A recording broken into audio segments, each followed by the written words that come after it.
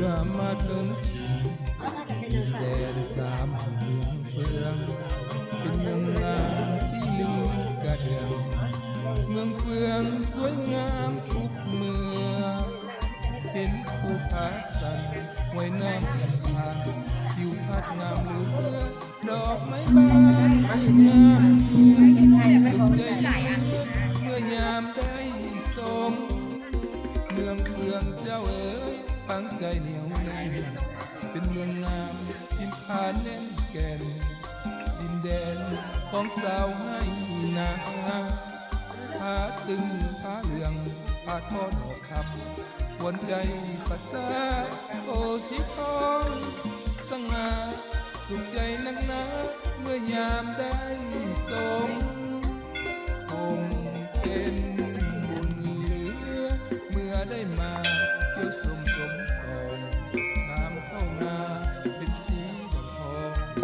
เมืองนองเสียงนกก้องไทยน้ำลีไหลหลังแสงงามน้ำตรงสดใสดังน้ำใจสาวเมืองสามื่นเมืองเฟืองทักษะสูงส่งยามแรงห้อยและเปลี่ยนจมพาฝูงวิหกนกตาบินทลาคืนสู่หังนอนเมื่อยามไกลห่างใจข้างหลังต้องจำจากจรด้วยหัวใจอาวรณ์วันหน้าจะย้อนกลับมาเมืองเฟือง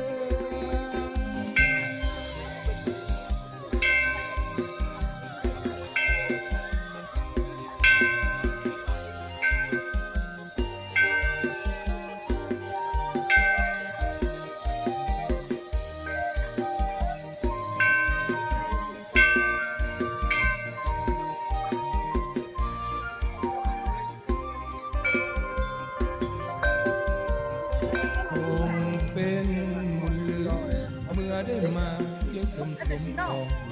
งามเข้านาเป็นสีทองเมืองนองเสียงนกก้องไทยน้ำลีไหลลองบ้านสองแสนงามน้ำตรงสดใสดังน้ำใจสาวเมืองสามหมื่นเมืองเฟืองทักษะสูงส่งยามแรงอ้อน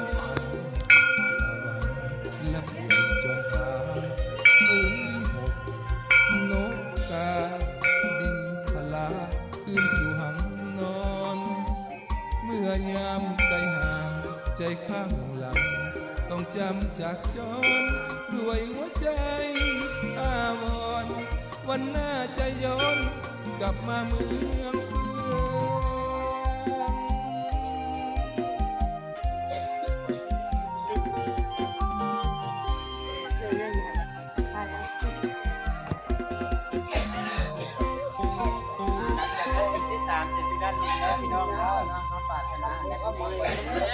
สบายดีสบายดีโอ้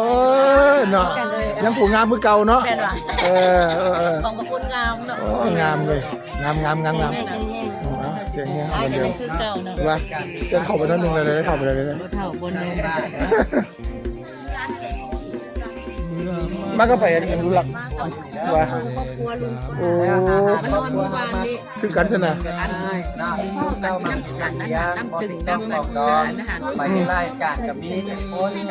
ใช่ลูกสาวเจ้าดิฉันนะฮะลูกสาววะนี่ลูกสาวแท้ทีก็คือเมย์น้องงามคือเมย์งามคือเมย์สั่งกับพ่อเราทีวะไปลุมโอ้สบายดีลูกสาวงามเจ้าบักแอดเบียร์บักแอดอันนั้นอ้ายเจ้าได้กันยังบ่แน่บ่มีญาติยอดละอยู่นำกันนั่นน่ะมันอยู่นำเจ้าเลยวะมันได้อยู่คนละบ่ทันได้เอากันโอ้บ่เห็นมันเห็นเรื่องอย่างนี้นะอ่านทั่วไปก็สั่งทั่วไปวะไปเด้ออ้ายเด้อขอบใจน่าเจอกันเจ้าต่างคนเราพอเป็นเนาะยุบถึงหน้าดอกเด้อเนาะเขาจะได้ขอให้ดีๆแข็งพี่ลูกอยู่พี่เบิ่งภาพเรื่องภาพแนวเอามาปล่อยจานเนาะจาน บ่ดีบ่มาเจอกันในเฮาก็ได้เนาะยังมีบุญวาสนาด้วยนี่นะก็เลยมาพ้อกันในวันศาสตร์ของคนว่า ตั้งนะโมเชื่อได้แม่เด้อเนาะเพื่อเราจะได้พักในการบูชาขอพรเพิ่นเอา1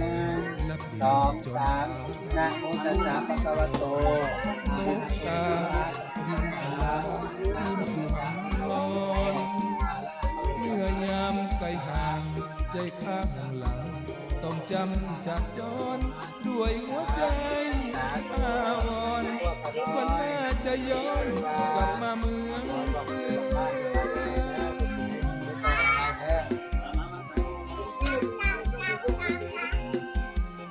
ใครน้อมนำมา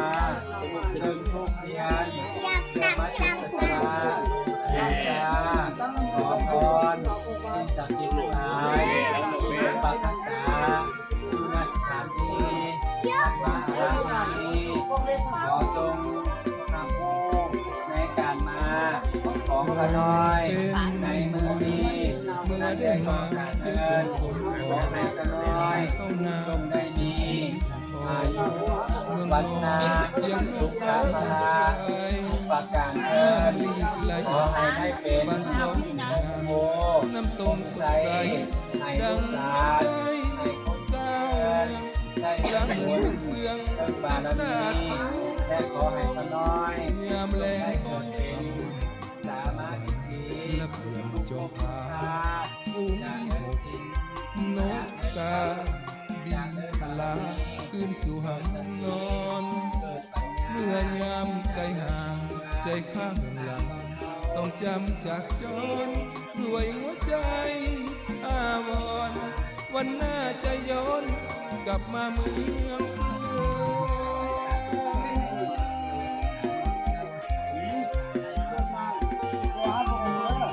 แต่หาดอกลูกเด้อขอให้อายุมันยืนยาวมันควรมีครอบครัวก็หมายก็ขอคนเด้อนี่คือมาดูเกียรติไปโพสต์ที่กรมบอกขาดเป็นกับการต่อไปเป็นความมุ่งเย็นอยู่ในทางโลกในทางเดินใจที่อยากให้ปัญญาหรือว่าภูมิปัญญาคนคอยเหลือในสิ่งต่างๆอยากเป็นตัวกลางเป็นบอกเด้อต้นไม้นี้จะพาพระเจ้าบอกเป็นเรื่องพระเจ้าแล้วนะเมืองเฟืองสวยงามทุกเมื่อเห็นภูผาสันห้วยน้ำลำธารทิวทัศน์งามเหลือดอกไม้บานงามสุดใจยิ่งเหลือเมื่อยามได้สมเมืองเฟืองเจ้าตั้งใจเหนียวแน่นเป็นเมืองงามดินทานแน่นแก่นดินแดนของสาวง่ายนาพาตึงพาเรื่องพาทอดคำวนใจภาษาโอสิพอสง่าสวยในนั้นเมื่อยามได้สมโอมเป็นเมื่อได้มาเป็นสมนี่มีคนพูดเลยเราไปวันหนึ่งไปดูจะรู้ที่มุกละลานสมบังก็นั่งเลยยังจะขายเงินตอนนี้เป็นการลาบ้านนะสามีเพื่อนรักษาสูงส่งยามแรงเขาพอว่าตั้งนานแล้วก็พอแล้วเขาก็ให้ภาพไปเด็กแต่แล้วแจ็คจังอยู่ต้องจำจากจอยด้วยหัวใจไปเลยวันหน้าจะย้อนกลับมาเมืองเฟืองก็มีหมอลำพร้อมนี่เนาะหมอลำพร้อม